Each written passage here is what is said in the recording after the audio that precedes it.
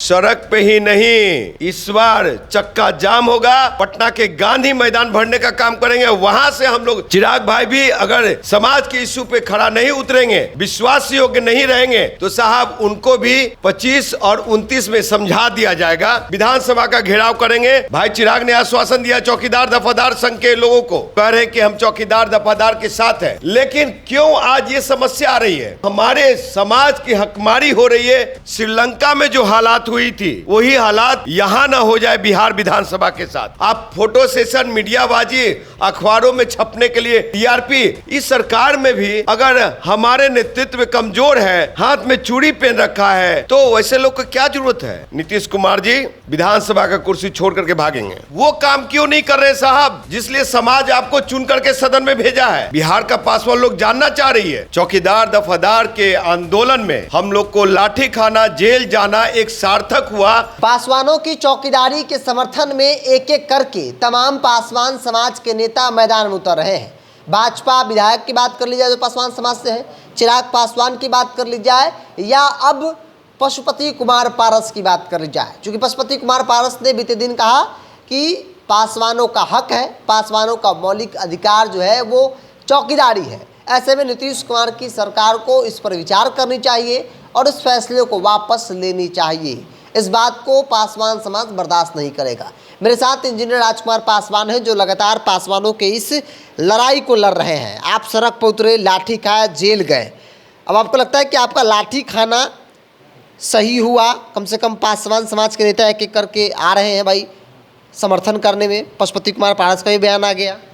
देखिए, चौकीदार दफादार के आंदोलन में हम लोग को लाठी खाना, जेल जाना एक सार्थक हुआ।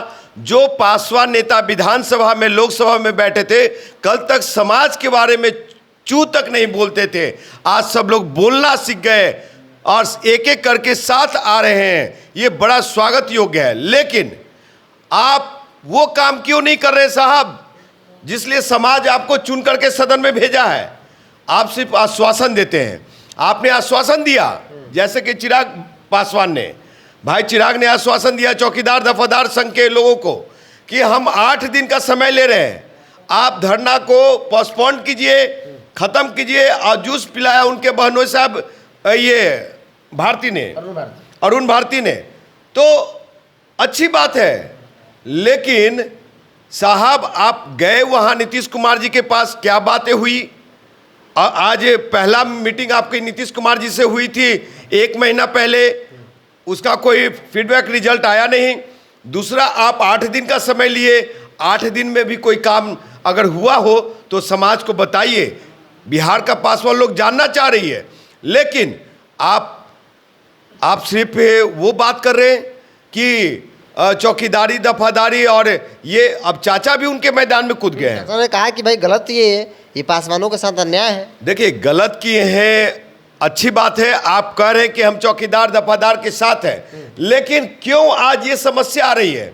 आज ये लड़ाई, अपनी लड़ाई खुद बिहार के पासवान लोग क्यों लड़ रहे हैं? आप पे विश्वास था कि क्या कहते हैं आप करेंगे, लेकिन आपने नहीं किया, तो बिहार के पासवान लोग कर रहे हैं, समाज कर रही है। और चिराग भाई जो आश्वासन दे रहे हैं लगातार, तो स्वागत योग्य है। आइए, आप लड़ाई हम लोग के साथ मिलकर के लड़िए। लेकिन आप वो लड़ाई लड़ने को तैयार नहीं। आप फोटो सेशन, मीडियाबाजी, अखबारों में छपने के लिए टीआरपी बहुत ज़्यादा हुआ तो लेटर लिख करके, पत्र लिख करके नीतीश कुमार को भेज देते हैं, लेकिन तो उससे नहीं चल पाएगी। कुमार जी, एक अंतिम सवाल ये है कि अब क्या होगा? चूंकि 8 दिन का मोहलत चिराग पासवान ने, उनके सांसद ने लिया कि 8 दिन में हम बातचीत हो जाएगी, सकारात्मक होगा। अगर 8 दिन के अंदर, चूँकि 3-4 दिन तो हो गए, अगर 8 दिन के अंदर बिहार सरकार उसे वापस नहीं लेती है या फिर इस पर कोई सकारात्मक फैसला नहीं लिया जाता है, तो फिर क्या फिर से प्रोटेस्ट होगा, फिर से आंदोलन होगा, फिर से अनशन होगा? देखिए, बिहार के चौकीदार दफादार संघ, हम जैसे जो समाज के युवा नौजवान पीढ़ी हैं, बहुत जल्द हम लोग बैठने वाले हैं।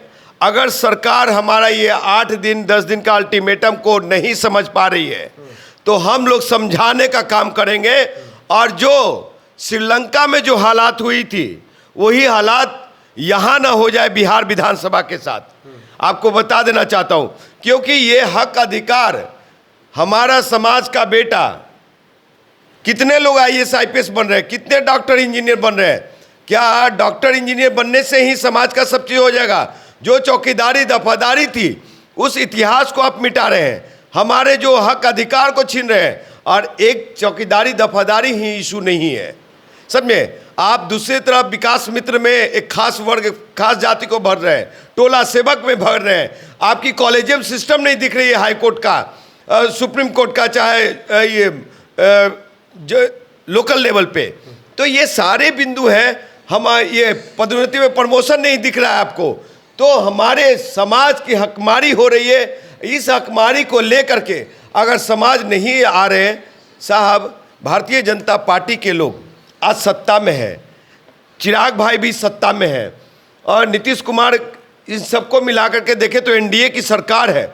इस सरकार में भी अगर हमारे नेतृत्व कमज़ोर है, हाथ में चूड़ी पहन रखा है, तो वैसे लोग को क्या जरूरत है? मतलब कि अगर सरकार नहीं मानती है तो फिर से पासवान समाज सड़क पर उतरेगा, आंदोलन करेगा, अनशन पर जाएगा। सड़क पे ही नहीं, इस बार चक्का जाम होगा, पटना के गांधी मैदान भरने का काम करेंगे, वहां से हम लोग विधानसभा का घेराव करेंगे।